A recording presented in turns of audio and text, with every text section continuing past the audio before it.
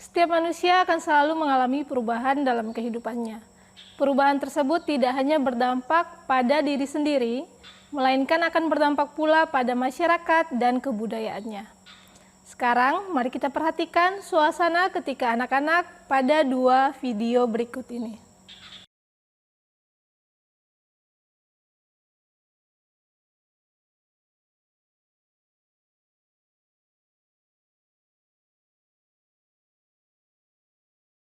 Lalu, apa itu perubahan sosial? Untuk mengetahuinya, mari kita perhatikan pembahasan berikut ini. Perubahan sosial. Kita akan membahas yang pertama yaitu tujuan pembelajaran. Yang pertama, menjelaskan perubahan sosial dan karakteristik perubahan sosial. Kedua, menjelaskan perubahan sosial dan perubahan hubungan antar individu dan antar kelompok. Dan kemudian, menjelaskan dampak perubahan sosial terhadap kesenjangan sosial di masyarakat. Kita akan melihat apa sih hakikat perubahan sosial itu sendiri. Nah, Selo Sumarjan menyatakan bahwa perubahan sosial adalah perubahan pada lembaga-lembaga kemasyarakatan di dalam suatu masyarakat yang mempengaruhi sistem sosialnya, termasuk nilai-nilai, sikap, dan perilaku di antara kelompok-kelompok dalam masyarakat. Nah, sedangkan George Reiser menyatakan bahwa perubahan sosial itu mengacu pada variasi-variasi hubungan antar individu, kelompok, organisasi, kultur, dan masyarakat pada waktu tertentu. Nah, jadi kita bisa simpulkan bahwa perubahan sosial itu merupakan proses sosial dan pola kebudayaan atau kebiasaan dalam masyarakat. Contohnya nih ya, kalian pernah merasa bosan nggak terhadap sesuatu? Misalnya pada saat peluncuran handphone baru, rasanya kalian juga ingin mengganti handphone kalian gitu dengan handphone yang baru muncul saat itu. Atau peluncuran PS baru, rasanya pengen cepat-cepat beli karena pengen mendapatkan yang baru dan lama ditinggalkan. Nah, itu merupakan bagian dari perubahan sosial terhadap diri manusia. Manusia itu dikenal sebagai makhluk yang sangat senang mengadakan perubahan. Manusia itu aktif, kreatif, inovatif, agresif, dan responsif terhadap kondisi yang terjadi dalam kehidupan masyarakat. Jadi, manusia itu sangat peka terhadap perubahan sosial. Selanjutnya, kita akan melihat karakteristik perubahan sosial. Apa saja sih karakteristik dari perubahan sosial ini? Yang pertama, perubahan terjadi di setiap masyarakat walaupun laju perubahan sosial itu bervariasi. Jadi cepat atau lambatnya manusia akan mengalami perubahan. Selanjutnya, perubahan sosial seringkali berkembang pada arah yang sulit dikontrol. Jadi seringkali perubahan sosial itu arahnya lebih susah untuk diatasi, ditangani atau dikendalikan begitu. Misalnya tadi ya, yang ingin mengganti handphone baru dengan handphone keluaran baru gitu. Jadi perubahan sosial ini yang bisa mengontrol ya diri kita sendiri. Kemudian perubahan sosial seringkali melahirkan kontroversi, terutama karena memperoleh variasi pemaknaan yang saling bertentangan. Ya, lebih seringnya itu berlawanan dengan nilai dan norma yang ada di dalam masyarakat atau aturan-aturan yang ada dalam masyarakat itu ya. Perubahan sosial ini lebih sering kontroversi gitu daripada sejalan atau sesuai dengan nilai dan norma dalam masyarakat. Yang keempat, perubahan sosial bisa jadi menguntungkan pihak tertentu dan bisa juga merugikan pihak tertentu dalam waktu bersamaan. Jadi bisa menguntungkan saat itu juga, bisa merugikan saat itu juga. Nah, ini adalah 4 karakteristik perubahan sosial itu tadi ya. Yang pertama, cepat atau lambat masyarakat itu pasti akan mengalami perubahan sosial.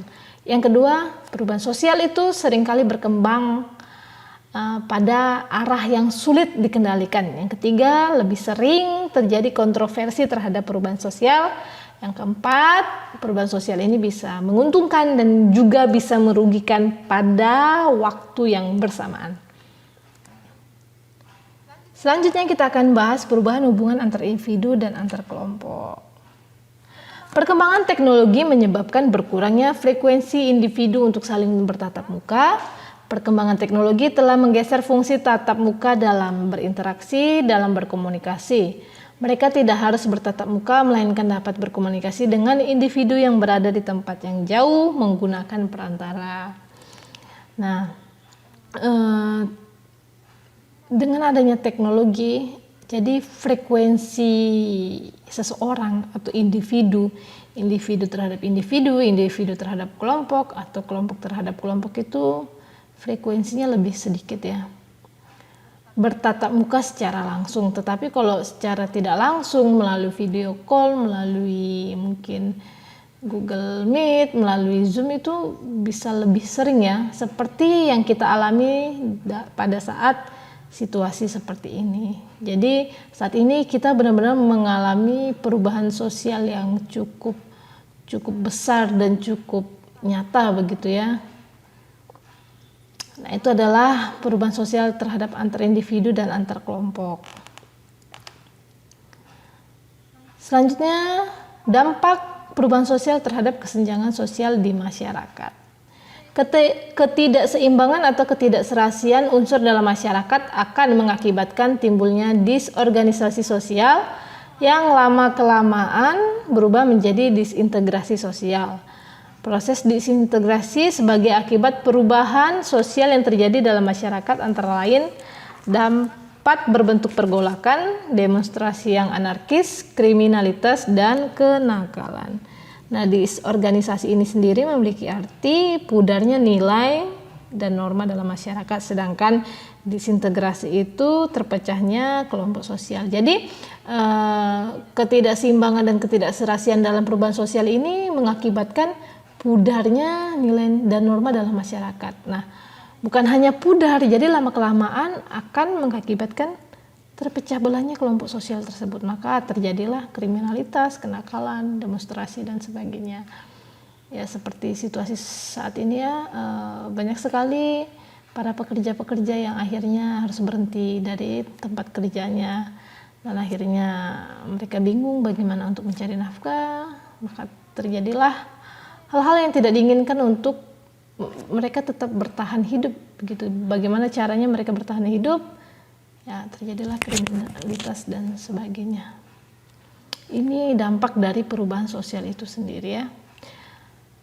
Tapi tenang, perubahan sosial tidak hanya berdampak negatif, melainkan punya dampak positif juga. Yang pertama, semakin mudah dan cepatnya manusia menyelesaikan segala aktivitas. Yang kedua, semakin baiknya kualitas individu atau masyarakat seiring dengan perkembangan teknologi baru. Yang ketiga, semakin meningkatnya integrasi sosial. Yang keempat, semakin cepatnya mobilitas sosial. Yang kelima, semakin berkembangnya pola pikir manusia. Begitu ya.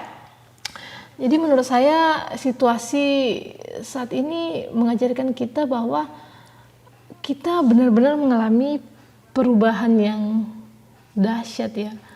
Perubahan yang begitu bisa dibilang mendadak, tiba-tiba ya begitu ya. Contoh nyatanya di bidang pendidikan. Jadi yang selama ini kita belajar secara langsung, kalian mendengarkan ceramah guru, kalian mendengarkan penjelasan guru secara langsung, kalian bisa kerja kelompok, kalian bisa berinteraksi dengan teman kalian, bisa bermain bersama. Nah, situasi saat ini kalian tidak bisa pergi ke sekolah dan harus belajar menggunakan teknologi melalui Google Classroom, melalui media YouTube begitu ya.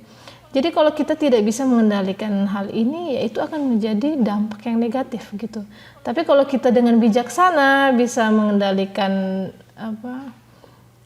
situasi ini, bisa benar-benar memanfaatkannya dengan baik, belajar bahwa teknologi itu bukan hal yang ditakutkan ya. Untuk saat ini bukan hal yang perlu ditakutkan, dikhawatirkan, tetapi harusnya teknologi itu sesuatu yang harus kita taklukkan dan harus kita manfaatkan dengan sebaik mungkin. Karena tadi kita lihat dampak positifnya banyak sekali ya, membantu manusia. Selain itu, manusia itu menjadi berkualitas dengan adanya teknologi. Kemudian pola pikir kita semakin berkembang. Begitu. Jadi harapan saya ketika kalian mempelajari tentang perubahan sosial, kalian tahu apa itu perubahan sosial, apa yang sedang kita hadapi sekarang, dan lebih bijaksana dalam mengambil keputusan, lebih bijaksana dalam bertindak, dan lebih bijaksana dalam menghargai waktu, gitu ya. Nah, terima kasih. Sampai di sini penjelasan tentang perubahan sosial. Nanti untuk lebih lengkapnya kita lanjutkan di pertemuan selanjutnya. Tuhan Yesus memberkati.